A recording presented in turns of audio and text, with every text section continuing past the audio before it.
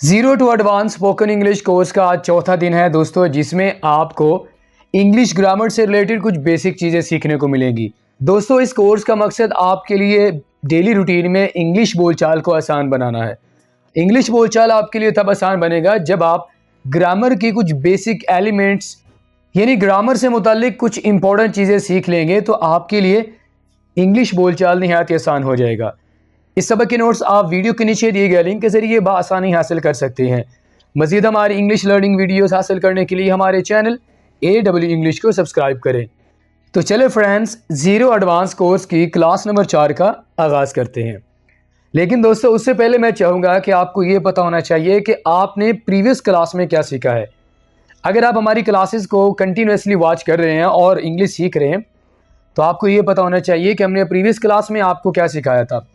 दोस्तों, हमने आपको प्रीवियस क्लास में सेंटेंसेस की टाइप्स सिखाई थी। दो तरह के सेंटेंसेस होते हैं, टेंस वाले और नॉन टेंस वाले। मुझे उम्मीद है कि आपने वो पूरा लेसन देख लिया होगा और आपने समझ भी लिया होगा कि सेंटेंसेस की टाइप्स कितनी होती हैं और किस तरह हम टेंसेस और नॉन टेंसेस वाले जो सेंटेंसेस हैं उनको बनाकर अपनी इंग्लिश बोलचाल को आसान बना सकते हैं। तो दोस्तों, आज के हमारे लेसन की तरफ मूव करते हैं और आपको बताते हैं कि आज के लेसन में आपको क्या सीखने को मिलेगा। फ्रेंड्स, ये चारों वर्ड्स आज आपको सीखने को मिलेंगे। This, that, these and those.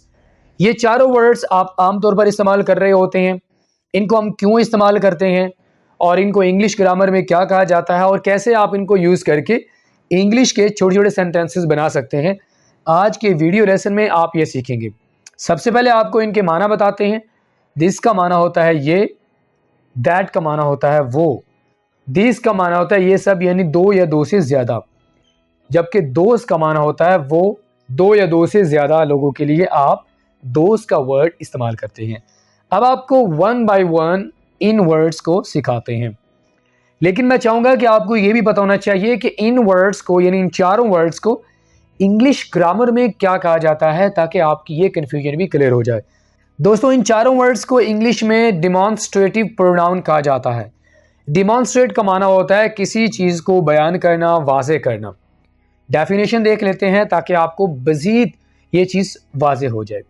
जब हम किसी शख्स या चीज़ की तरफ इशारा या वजाहत करना चाहते हैं, तो तब हम डिमॉन्स्ट्रेटिव प्रोनाउन का इस्तेमाल करते हैं। अब यहाँ पर आपने तीन चीज़ें सीख ली हैं इस तारीफ को सीखकर। सबसे पहले कौन सी है? आप किसी चीज़ की तरफ इशारा करते हैं और वो चीज़ भी हो सकती है, कोई शख्स भी हो सकता है, या आप किसी चीज़ को या शख्स को वजाहत करना चाहते हैं किसी चीज़ के बारे में, तब आप डिमॉन्स्ट्रेटिव प्रोनाउन का इस्तेमाल करते हैं। आई होप कि ये आपको समझ आ गया होगा। तो आगे हमारे पास चार वर्ड्स हैं जो कि डिमॉन्स्ट्रेटिव प्रोनाउन का इनको कहा जाता है। दिस, दैट, दीज एंड दोस। यहाँ तक आपको समझ आ गया इन वर्ड्स को इंग्लिश ग्रामर में क्या कहा जाता है, इनके मानी क्या हैं। अब ज़रा हम आपको डिटेल में सिखाते हैं वन बाय वन कि आप कैसे इनको इस्तेमाल करते हैं और किस तरह आप इन फोर वर्ड्स को यूज़ करके इंग्लिश सेंटेंसेस बनाकर अपनी इंग्लिश को मज़ीद बेहतर बना सकते हैं। दोस्तों, सबसे पहले हम बात कर लेते हैं दिस की। दिस का वर्ड आप कब इस्तेमाल करते हैं? जब आपके सामने कोई चीज़ पड़ी होगी, यानी आपके करीब कोई चीज़ पड़ी होगी, तो आप उस चीज़ की तरफ इशारा करना चाहते हैं और किसी को बताना चाहते हैं, तो उस सिचुएशन में आप दिस का वर्ड यूज़ करेंगे। जैसे कि दिस बुक, ये किताब। कौन सी किताब? वो किताब जो आपके सामने पड़ी है, यानी थोड़ा से फासले में पड़ी हुई है, आपके बिल्कुल करीब पड़ी होगी। तो किसी ऐसी चीज़ की तरफ अगर आप इशारा करना चाहते हैं जो चीज़ आपके करीब पड़ी है, आप दिस का वर्ड यूज़ करेंगे।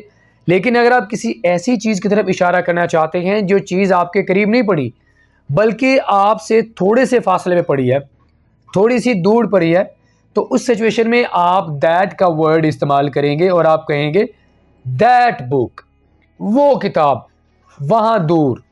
ठीक है, तो दिस और दैट का आपको समझ आ गया होगा। जहाँ तक बात है दीज की, तो दीज का भी जो वर्ड होता है हम इस्तेमाल करते हैं ऐसी चीज़ की तरफ इशारा करने के लिए जो चीज़ें हमारे सामने पड़ी होती हैं, लेकिन वो चीज़ें दो या दो से ज़्यादा होनी चाहिए, क्योंकि दिस को हम इस्तेमाल करते हैं सिंगुलर के लिए और दैट को भी हम इस्तेमाल करते हैं सिंगुलर के लिए। जबकि अगर हम दीज की बात करें तो दीज का जो वर्ड होता है इसे हम दो या दो से ज़्यादा चीज़ों की तरफ इशारा करने के लिए इस्तेमाल करते हैं, और वो चीज़ें हमारे सामने पड़ी होती हैं, जैसे कि दीज बुक्स, ये किताबें। दोज का वर्ड हम इस्तेमाल करते हैं जब आप ये बताना चाहते हैं कि वो सब, ठीक है, यानी वो चीज़ें जो आपके करीब नहीं पड़ी हुई, आपसे दूर पड़ी हैं, तो आप उन चीज़ों की तरफ इशारा करना चाहते हैं तो आप दोज का वर्ड इस्तेमाल करेंगे। जैसा कि किताबें आपसे दूर पड़ी हैं तो आप क्या कहेंगे, दोज बुक्स। अगर आपके करीब पड़ी हैं तो आप कहेंगे दीज बुक्स। इन दोनों वर्ड्स को आप सिंगुलर इस्तेमाल नहीं करेंगे, बल्कि आप प्लूरल यानी दो या दो से ज़्यादा चीज़ों के बारे में बात करने के लिए या दो या दो से ज़्यादा लोगों के बारे में बात करने के लिए हम दीज और दोज का वर्ड इस्तेमाल करेंगे। ठीक है, आगे मूव करते हैं। अब यहाँ पर आप क्या सीखेंगे, सिंगुलर और प्लूरल के बारे में आप सीखेंगे कि जमा के वर्ड्स कौन कौन से हैं और वाहिद के वर्ड्स कौन कौन से हैं। सबसे पहले अगर आप ये बताना चाहते हैं कि यहाँ यानी आपके करीब, तो इसके लिए आप दिस का वर्ड इस्तेमाल करेंगे। ठीक है, अगर आप कहना चाहते हैं वहाँ, यानी वहाँ कोई चीज़ पड़ी है, आपसे थोड़े से फासले पर पड़ी है, तो उस सिचुएशन में आप दैट का वर्ड इस्तेमाल करेंगे। ठीक है, ये हमारे पास जो दोनों हैं ये आपके पास क्या आ जाएंगे, सिंगुलर यानी वाहिद आ जाएंगे। अगर हम प्लूरल की बात करें, प्लूरल क्या होता है, यानी दो या दो से ज़्यादा चीज़ें या लोग, तो उस सिचुएशन में आप दीस या दोज का वर्ड इस्तेमाल करेंगे। इनकी एग्जाम्पल हम आपको बता चुके हैं। मज़ीद आगे मूव करते हैं ताकि आपको मज़ीद ये क्लियर हो जाए कि हम इन 4 वर्ड्स को कैसे सही तौर पर इस्तेमाल कर सकते हैं। आपको कुछ मिसालों के ज़रिए समझाते हैं ताकि आपके लिए इन वर्ड्स को समझना आसान हो जाए। दोस्तों, मुझे उम्मीद है कि आपने ये तो सीख लिया होगा कि डिमॉन्स्ट्रेटिव प्रोनाउन क्या होते हैं और उनको इंग्लिश में क्या कहा जाता है, ये तो आपने सीख लिया होगा। ठीक है, अब हम एक डिमॉन्स्ट्रेटिव प्रोनाउन को यूज़ करेंगे, यानी दिस या दैट, दीज या दोज वर्ड का इस्तेमाल करेंगे और उसके साथ हम वर्ब का इजाफा करेंगे। कैसे, ये ज़रा एग्जाम्पल देखें। This is are red pen, यहाँ पर हमारे पास ये जो वर्ड है ये डिमॉन्स्ट्रेटिव प्रोनाउन है। वर्ब हमारे पास होगा ये इज़। अब यहाँ पर आप कंफ्यूज हो सकते हैं कि सर ये तो वर्ब नहीं है, ये तो हेल्पिंग वर्ब है। दोस्तों याद रखिएगा, जिस सेंटेंस में आपको मेन वर्ब नज़र नहीं आएगा वहाँ पर हेल्पिंग वर्ब यूज़ किया गया होगा, तो वो जो हेल्पिंग वर्ब होगा वो एज ए मेन वर्ब के तौर पर इस्तेमाल होगा। तो ये हेल्पिंग वर्ब हमारे पास क्या हुआ, एज ए मेन वर्ब। ठीक है, तो यहाँ पर हम डिमॉन्स्ट्रेटिव प्रोनाउन का इस्तेमाल करेंगे और उसके साथ वर्ब का इस्तेमाल करेंगे। This is a red pen, ये सुर्ख पेन है। दीज आर ब्लू पेन्स, ये सब नीले पेन है। यहाँ पर हमने दिस और ये हमारे पास दीज आ गया, यानी प्लूरल आ गया। ठीक है, इसी तरह that is my friend, that आपके पास डिमॉन्स्ट्रेटिव प्रोनाउन है और इज आपके पास हेल्पिंग वर्ब आ गया जिसे हम एज ए मेन वर्ब ले रहे हैं। ठीक है, that is my friend, that is my dog. ठीक है, दोज आर माई फ्रेंड्स, जब आप दो या दो से ज्यादा लोगों के बारे में बात करेंगे तो आप दोज का वर्ड इस्तेमाल करेंगे। दोज आर माई फ्रेंड्स, वो सब मेरे दोस्त हैं। तो ये हमारे पास हो गया प्लूरल। तो मुझे उम्मीद है कि आपको सिंगुलर और प्लूरल का जो कॉन्सेप्ट है आपको क्लियर हो गया होगा। अब हम आगे मूव करते हैं। दोस्तों यहाँ पर भी आपको कुछ एग्जाम्पल्स दी जाएंगी ताकि आप मज़ीद बेहतर तरीके से इन 4 वर्ड्स को अंडरस्टैंड कर सकें। वर्ड्स को आप एक्सप्लेन कर देते हैं, लेकिन जब तक आपके सामने एग्जाम्पल्स नहीं होगी आपको बेहतर तौर पर समझ नहीं आएगा। तो यहाँ पर देखिए, सिंगुलर हमारे पास दिस है। ठीक है, इज आ कैट, ये मैं आपको पहले बता चुका हूं। इज हमारे पास क्या है, जी हाँ आप समझ चुके हैं, ये हमारे पास वर्ब है। जब हमारे पास मेन वर्ब नहीं होगा तो जो हेल्पिंग वर्ब सेंटेंस में हमने यूज किया होगा वो हमारे पास क्या होगा, एज ए मेन वर्ब के तौर पर काम करेगा। दिस इज अ कैट, ये एक बिल्ली है। इसी तरह दैट इज माई हैट, वो मेरी टोपी है, सिंगुलर हो गया। ठीक है, अगर हम प्लूरल की बात करें तो प्लूरल हमारे पास आ जाएगा, दीज आर कैट्स, ये सब बिल्लियां हैं। यहाँ पर हम वो नहीं कहेंगे क्योंकि दीज का वर्ड हम इस्तेमाल करते हैं ऐसी चीज़ों या अशखास के लिए जो हमारे सामने हों, तो हम कहेंगे ये सब बिल्लियां हैं। दीज आर माई फ्रेंड्स, ये सब मेरे दोस्त हैं। अगर हम प्लूरल एक और वर्ड का इस्तेमाल करें तो हमारे पास है दोस्त, दोज आर माई हैट्स, वो सब मेरी टोपियां हैं। तो मुझे उम्मीद है कि यहाँ तक आपने समझ लिया होगा कि डिमॉन्स्ट्रेटिव प्रोनाउन क्या होता है, किस तरह आप इसके साथ वर्ब का इजाफा करके आप एग्जाम्पल बना सकते हैं। सिंगुलर कौन से हमारे पास डिमॉन्स्ट्रेटिव प्रोनाउन है और प्लूरल डिमॉन्स्ट्रेटिव प्रोनाउन कौन कौन से हैं। तो मुझे उम्मीद है यहाँ तक आपको ये क्लियर हो गया होगा। दोस्तों पहले तो हमने ये सीख लिया कि डिमॉन्स्ट्रेटिव प्रोनाउन प्लस वर्ब को यूज़ करके आप किस तरह मुख्तलिफ सिचुएशंस में एग्जाम्पल बना सकते हैं। अब यहाँ पर मैं आपको सिखाऊंगा कि आप डिमॉन्स्ट्रेटिव एडजेक्टिव को यूज़ करके और इसके साथ आप वर्ब का इजाफा करेंगे, आप कैसे एग्जाम्पल बना सकते हैं। याद रखिएगा डिमॉन्स्ट्रेटिव एडजेक्टिव कोई न्यू चीज़ नहीं है, वही डिमॉन्स्ट्रेटिव प्रोनाउन और डिमॉन्स्ट्रेटिव एडजेक्टिव दोनों सेम चीज़ें हैं। ठीक है, तो यही जो वर्ड हमारे पास this, that, these and those, ये हमारे पास एज ए डिमॉन्स्ट्रेटिव एडजेक्टिव के तौर पर यूज़ होंगे और आगे हम उसके साथ वर्ब का इजाफा करेंगे। जैसा कि हमारे पास एग्जाम्पल है, दिस पेन इज रेड। अब यहां पर थोड़ी सी सिचुएशन चेंज हो जाएगी। जब आप डिमॉन्स्ट्रेटिव एडजेक्टिव का यूज करेंगे, यानी इस वर्ड को दिस, दैट, दीज या दोस, इनको अगर आप डेमॉन्स्ट्रेटिव एडजेक्टिव के तौर पर यूज करेंगे तो आपके पास फौरन नाउन आएगा, हेल्पिंग वर्ब नहीं आएगा।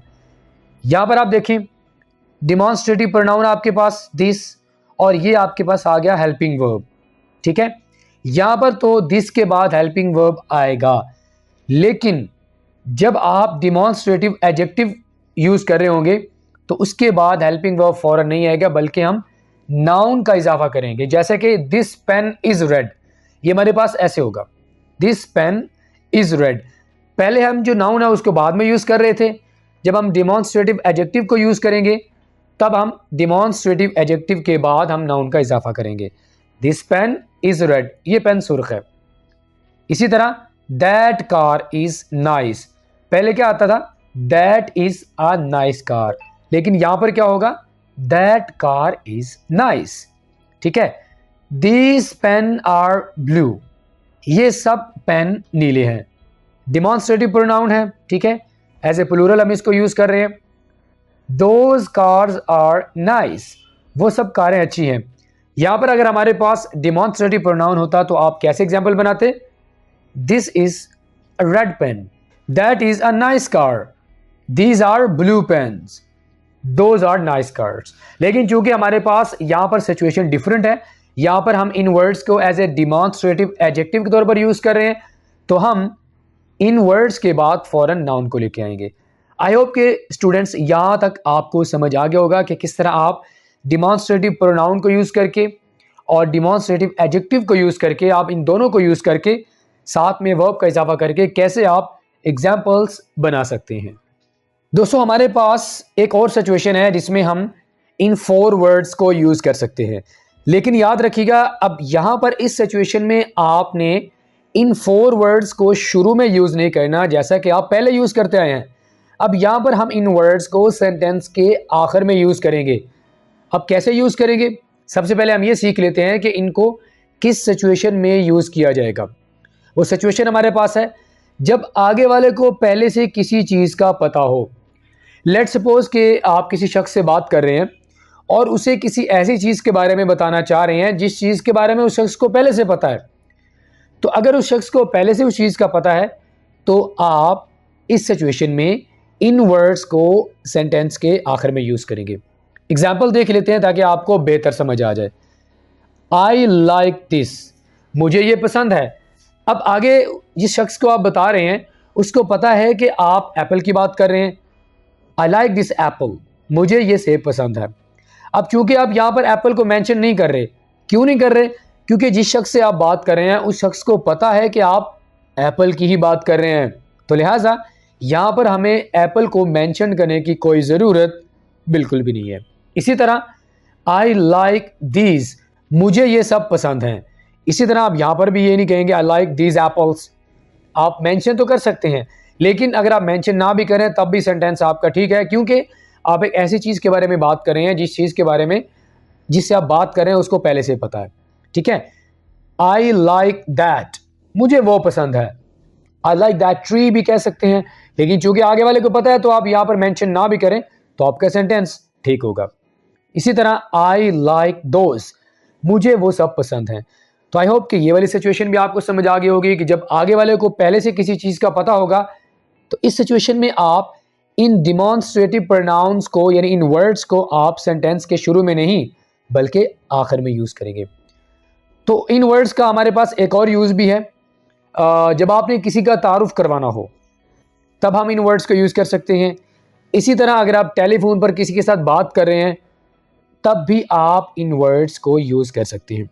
सबसे पहले हम ये सीख लेते हैं कि अगर आप किसी का तारुफ करवा रहे हो तो आप इन वर्ड्स को कैसे यूज़ कर सकते हैं। जैसा कि this is my friend Asim, यहाँ पर आप किसी का तारुफ करवा रहे हैं। जब आप किसी से मिलते हैं ना, आप अपने दोस्त का तारुफ करवाते हैं तो आप क्या कहते हैं?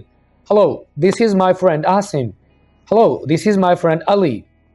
तो दिस का जो वर्ड आप शुरू में इस्तेमाल करते हैं, उसके बाद आप हेल्पिंग वर्ब को यूज़ करते हैं।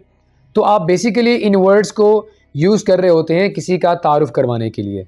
इसी तरह आप ये कहते हैं दीज आर माई फ्रेंड्स, ये सब मेरे दोस्त हैं।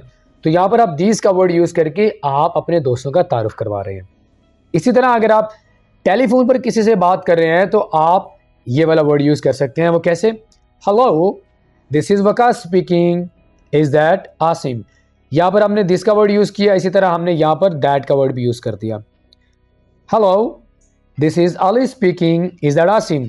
हेलो ये वकास बोल रहा है, क्या ये आसिम है? तो आप तारुफ करवाने के लिए भी इन वर्ड्स का यूज़ कर सकते हैं, और अगर आप टेलीफोन पर बात कर रहे हैं किसी के साथ तब भी आप इन वर्ड्स को शुरू में इस्तेमाल कर सकते हैं। तो आई होप कि फ्रेंड्स आपने इन चारों वर्ड्स को सही तौर पर कैसे यूज़ करना है ग्रामेटिकली, और कैसे हम इन्हें डिफरेंट सिचुएशन में इनको यूज़ करते हैं, इनके मुख्तलिफ इस्तेमालात कौन कौन से हैं, आपने इन 4 वर्ड्स को अच्छे से सीख लिया होगा। ऑल राइट फ्रेंड, तो इसी के साथ ही आज की हमारी क्लास नंबर 4 का यहीं पे इख्तिताम होता है। मुझे उम्मीद है कि दोस्तों आपने आज की क्लास नंबर 4 से बहुत कुछ सीख लिया होगा। फ्रेंड्स आज का लेसन बहुत ज़्यादा इंपॉर्टेंट है और काफ़ी ज़्यादा बेसिक भी है। हम डेली रूटीन में इन 4 वर्ड्स को बहुत ज़्यादा इस्तेमाल कर रहे होते हैं, लिखते वक्त भी और बोलते वक्त भी। अगर आप चाहते हैं कि आप इन 4 वर्ड्स को इस्तेमाल करते हुए परेशान ना हो तो आप इन 4 वर्ड्स को अच्छे से सीखें, इनकी प्रैक्टिस करें और मेरे साथ इनकी प्रैक्टिस शेयर कर दें। वीडियो लेसन अगर आपको अच्छा लगा हो तो लाइक करें, अपना फीडबैक हमें ज़रूर दीजिएगा। अगर आपने हमारे चैनल AW इंग्लिश को सब्सक्राइब नहीं किया तो हमारे चैनल को ज़रूर सब्सक्राइब करें। फ्रेंड्स आपके साथ मुलाकात होगी नेक्स्ट किसी और लेक्चर के साथ। टिल देन अल्लाह हाफिज़।